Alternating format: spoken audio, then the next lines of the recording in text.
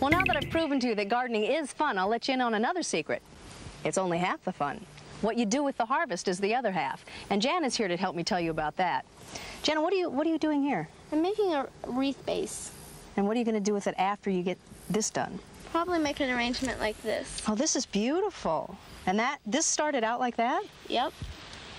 Oh, yeah. Did you grow all these flowers here? Yeah. These are beautiful. What about these things over here? What are those? These are herb wall weavings, or just a wall weaving. Mm-hmm. And these are also grown in the garden, and they're just freshly weaved into the string to make a pattern. Uh-huh. And all of these have to be fresh? Yeah, so that they don't bend or crack. Uh-huh. What about the rest of these? What are these? These are herbal rope garlands. And what's in here? Well, there's bay leaves and rose hips, cinnamon stick, ginger root, nutmeg, and also there's garlic in them. These are beautiful. Could you eat this? Probably not. No? Looks good enough to eat. Jana, you've made some really pretty things here. Here's some other options for your harvest. Randy and Megan use flowers and leaves from their garden to make fun crafts like potpourri, perfume, and note cards. The basic ingredients for making potpourri are a variety of dried, fragrant flowers and leaves, vanilla beans, ground allspice and ground cloves, and a scented oil, like oil of lavender. First, separate a few cups worth of flower petals. Next, sprinkle on about 2 tablespoons of each of the ground spices.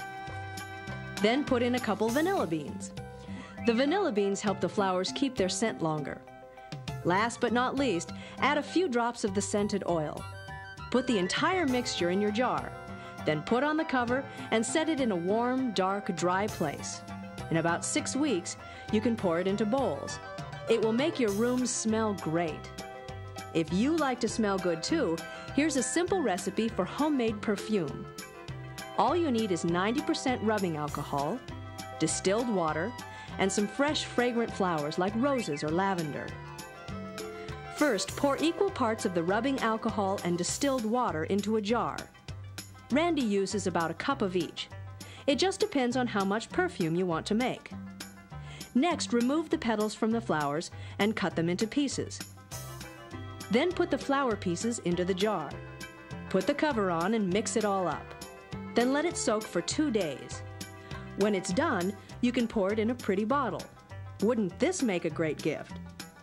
Speaking of gifts, it's easy to make pressed flower cards that you can give away on special occasions. You'll need pressed and dried flowers and leaves, clear contact paper cut into 6 by 7 inch pieces, and 6 by 10 inch heavyweight paper.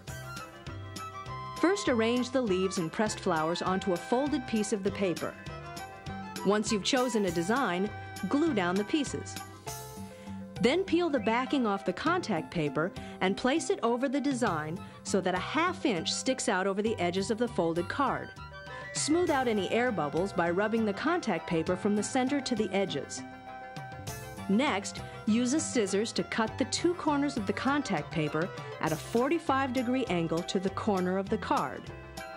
Then fold over the edges of the contact paper and give it a final smoothing out. And voila! A card that anyone would love to get in the mail. These are just a few of the many crafts that you can make. The possibilities are endless. Just use your imagination and, most of all, have fun.